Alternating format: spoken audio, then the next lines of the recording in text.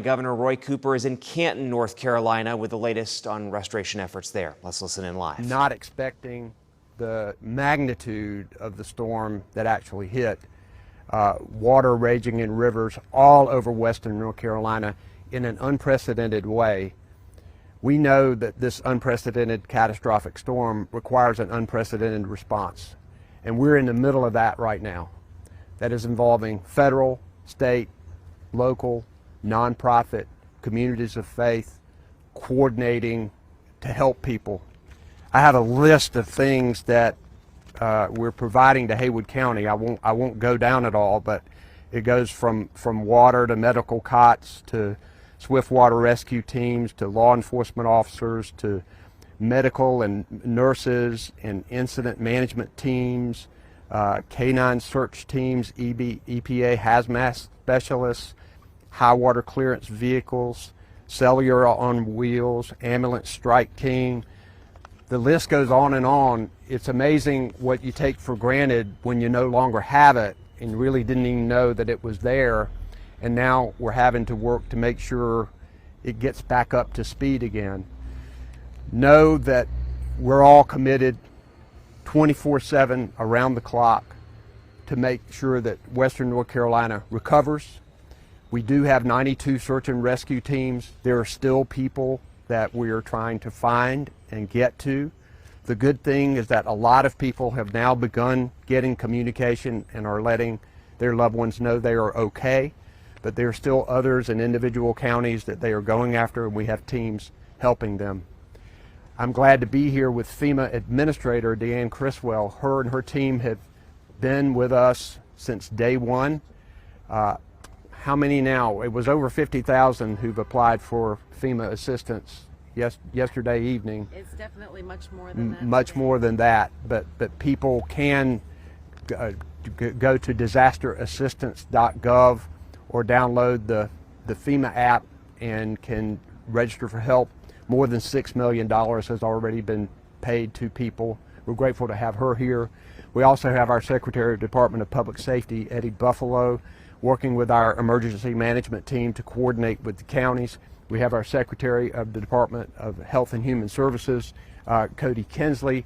All 22 of the hospitals in Western North Carolina are back on the power grid, but we're working with them to manage their significant challenges that they have, bringing in medical assistance for them.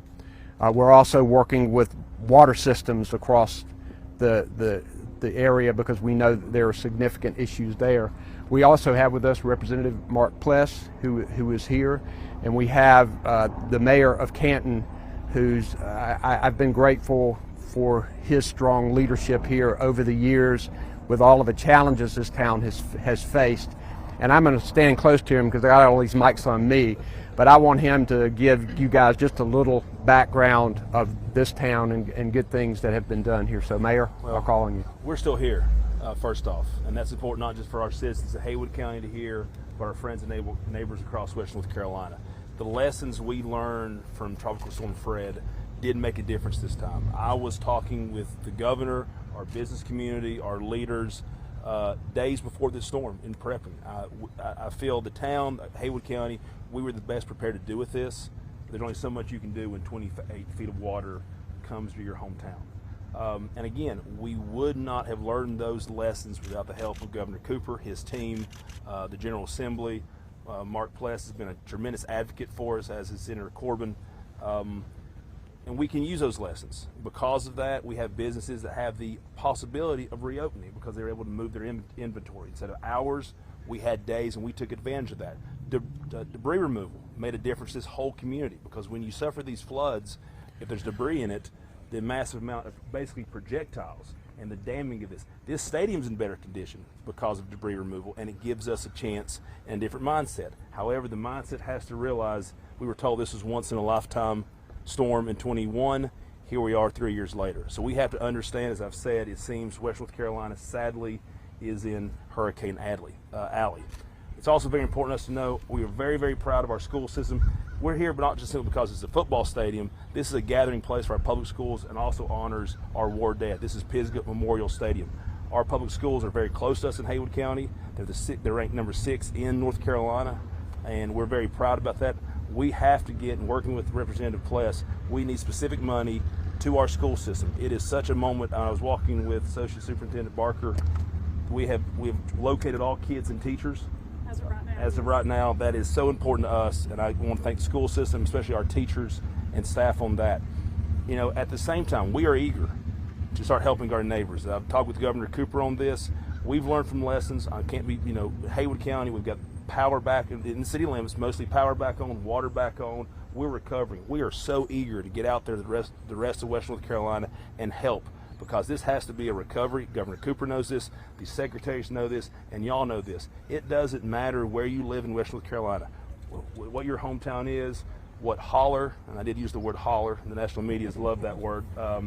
It doesn't matter. If you are affected by this storm, you deserve an equal response, you deserve respect, and that is very important to the governor, it's very important to his staff. And the other thing I want to address, there's a lot of misinformation out there. A lot of it's tied to the lack of communication we had. Like I said, there were state resources and FEMA on the ground very early on, even pre-storm. And that is something that has gotten out there, and that's just misinformation. And right now, any moment we spend talking about things that aren't true takes us away from getting resources to the people that need it. But I could not be prouder of our governor, the relationship we've shared, the bipartisan spirit. Once again, we will counter this with, we were prepared, and there's lessons we can learn. When the dust settles on this many, many months from now, we want to share that, because we know another storm will hit Western North Carolina. We need to take our lessons learned, build on them. But again, this is one mountain family, and there's something special about mountain folk. We know what it is to have the odds stacked against us, but there's some spirit about us that we endure. And we keep going. These are tough times, but mountain people are tougher. Thank you, Mayor. I know the coach wants to get Pisgah Bears back to practice again, so we've got to find a way for that to happen. We'll take your question. Let's go to Corey first. Governor, question for you as well as Secretary or Administrator Criswell. We are seeing resources flow in, the needs of citizens are being met, but unfortunately we are seeing unparalleled misinformation coming out. Talk just a little bit about how that impedes y'all's efforts to serve the people who have been affected here. Well, the misinformation is damaging because it can hurt our relief efforts. We want people to know that volunteers have indeed played a large role in what's happening in Western North Carolina. And the good thing is that volunteer effort has been coordinated and is something that we anticipate before every disaster, and we're grateful. We wish people would instead post about how people can help, where they can donate, what they can do. There's a lot of hard work. It also demoralizes National Guard soldiers who are out here for days and days, and people who are working in emergency management, who are working around the clock to help people. When people talk on social media about that nothing is being done, that's just not true, and it's frustrating to them. It doesn't bother me. I'm used to that kind of criticism.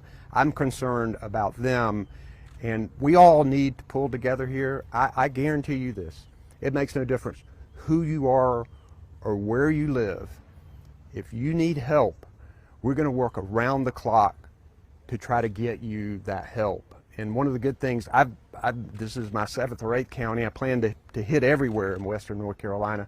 And one of the things I've been able to do is get people to tell me things that are happening that are good, and tell me things that they need. And not only do we try to address those individual needs, but we also are hearing that, hey, this is some area where we need to do even more. And there's so many things that people need that we want to make sure that we provide for them. And Administrator, I don't know if you want to add anything to that. Governor, I'll just add 2 very specific things for us. One, there's a lot of misinformation about the fact that we are not going to have enough money because it's being redirected elsewhere. Just plain false. We have everything you need, Governor, everybody here in North Carolina, and we are going to be able to continue to provide that assistance as long as you need it. And the second part I want to say is we have resources for individuals. We want them to apply for assistance. This level of misinformation creates this scenario where they won't even come to us. They won't even register. And I need people to register so they can get what they're eligible for through our programs. And so I really need your help in letting people know that the resources are here. They'll continue to come, and they need to apply to FEMA so they can get additional financial assistance, the individuals, for the things that they need most. Spectrum. Hi, Governor Cooper. This community, Haywood County, Canton, has seen so much from Fred to the pandemic to the mill closure. I just want to know what you want to say to people in Haywood County, and specifically Canton, as they're sort of going through yet another rough time. So I'm always inspired by people in Canton and Haywood County when we come and talk about disasters, because they always build the rest of us up. Their optimism, their enthusiasm, their dedication has been amazing. I was telling a story. One of the things that we do to deal with disasters is that we have agreements with other states where they come in a coordinated way and help us. So we have people from all over the United States who are helping us, and we send our teams to other states when they need us. But I talked to one who said, I've done 9 disasters. The North Carolina people are the nicest people I've ever met. One person who had had flooding in her home offered to do the laundry for the people who were there from another state. There are many more examples like that, but I am grateful for their can-do spirit and know that we want this place to come back too. We also know that we're going to have to come back in a different way. We're going to have to be more resilient. We're going to have to understand that, yes, water can do what it just did. So as we rebuild, we need to keep that in mind, for sure. USA Today. Governor, I think I heard you mention a bill earlier as we were walking by. What can the Assembly do, and what can you do moving forward to address recovery, economic, and more? Well, the federal government is surging a lot of resources. A lot of private, nonprofit are helping to funnel money for resources. But the more long-term issues of lost money in a fall economy by merchants here, people who are unemployed, our unemployment rates are low. We need to make sure that people get more unemployment for being out of a job a long period of time. This is an opportunity to help our schools that need significant help, and particularly are going to need more infrastructure. And what we want to do is to try to fill in the gaps of where all of the other resources might not fill. And I think that, I've talked to Representative Pless, I talked to Representative Pickett the other day in Watauga County. I think everybody wants to work together to put something, a package together. They won't be able to do it this early because we've got to assess the damages, and things are still being found right now. Roads, you have not had a chance. We're trying to fix arteries to go in and save people and to get to people right now. So assessing the damages right now, the financial damages, is impossible. That will happen, and once that happens, we want to make sure that we're in a coordinated way trying to address all of those needs and do it in a more resilient way. Eric. Governor, you touched on the lack of water in some communities. That's the critical situation there. One, are we still talking about weeks before some people will have access to water of any kind? And what resources are being provided at the state and federal level to try to get that reconnected? So first, there were a lot of water systems down across western North Carolina. I think the last number I saw was 53, but there are a lot of water systems, and we know that some potential wells are damaged, and many communities are on boil water advisories. So the first thing we're trying to do is to make sure that we get bottled water, tanks of water into areas so that they can have enough to live off of right now. But the infrastructure of many of these communities was very old to start with, and this flood just decimated it. And I think the key is to build it back as quickly as possible, but also in a resilient way. And there may have to be some temporary workarounds that provide water for a period of time while they build the main infrastructure. It's one of the reasons why we called in the Army Corps of Engineers with FEMA to bring their engineers to try to help these communities, obviously Asheville being the biggest one. So time, I don't know the time yet, but I do know that, for example, in Asheville, some things are already coming back on. Administrator, I think you and I were talking about this a few minutes ago. Yeah, I got a report from my lead that's in the field in Asheville, and they're making progress. They're repairing some of the distribution in the water system, and the words from her is things are actually going better than they expected in the repair. That doesn't give us a time frame still yet, but they're making progress, and that's really encouraging. One follow-up, if I could. Quickly, please. Governor, I know bringing water bottles into central locations, that's been one of those temporary workarounds. What's being done to try to get that water to people who might be still cut off or, can no longer leave home? It's one of the challenges that we still face, because there are a lot of resources in the counties, and getting help to the areas that are still inaccessible has been difficult. We've done airdrops into some areas, but there's some individual homes that are out there that we want to make sure that we get to. One other misinformation has been the military resources. We have activated those military resources and are integrating them into our response here. And one of the things that they will be helping us with is that last mile effort, getting somebody who in one house, in one place, to try to help them there.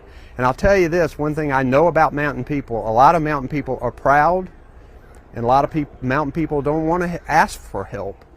And I would ask people and neighbors to try to encourage people to ask for help, to file for FEMA resources, to try to get as much help as they can, because I'm sure they've never experienced anything like that. Rex? Governor, as noted, the cell phone communications has been a real challenge in this situation here. You've heard from the mayor about that and others, I'm sure. Are there already discussions at the state level about making the cell phone communications in situations like this more sturdy? And if so, what would those things be? How would you do that with some backups, or just making it sturdier? Because as the mayor notes, we're now in Hurricane Alley.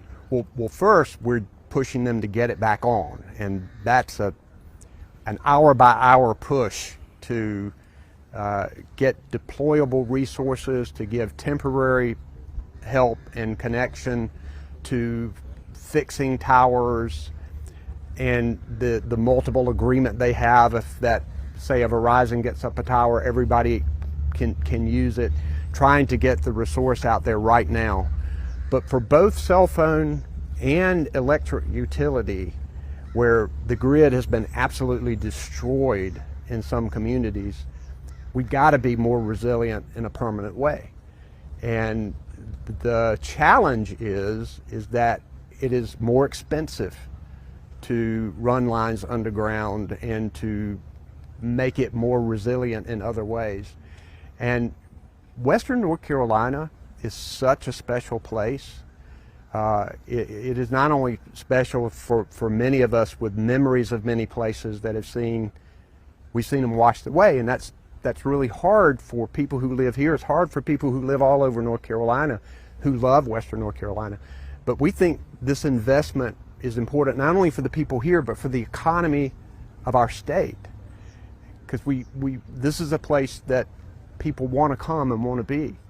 So I will certainly be advocating for long-term investments that are more resilient here. And I think there's a group of people who all of us want to work together to do that. Last question, Vicki. Yes, about the Canton Mill, we understood that there was supposed to be a transfer of ownership October 1st, which didn't happen. So what do you hear on that? What do you hear about the wastewater treatment? Is it working? And what do you hear about any other thing? So my team has been working hand in glove with the mayor. Absolutely. I'm going to let the mayor, because the mayor knows every detail about it. I know a lot of details about this. The mayor knows every detail about this. First off, Vicki, we know from 0 hour until right now, as it concerns about rebuilding our economy, and whoever's going to be occupying that site, Governor Cooper and his team, the Department of Commerce, everyone has our back. That has been a constant. The Attorney General Stein, his team, across the board. What we know right now is that property is still owned by Pactiv Evergreen.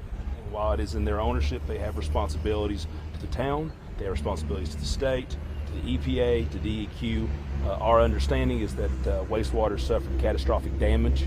My understanding is that Pactiv is currently working to fix that. It was engulfed with water, but the responsibility to not only treat and run our wastewater, but You've been listening to Canton Mayor Zeb Smathers, FEMA Administrator Deanne Criswell, and North Carolina Governor Roy Cooper in Canton. Let's now join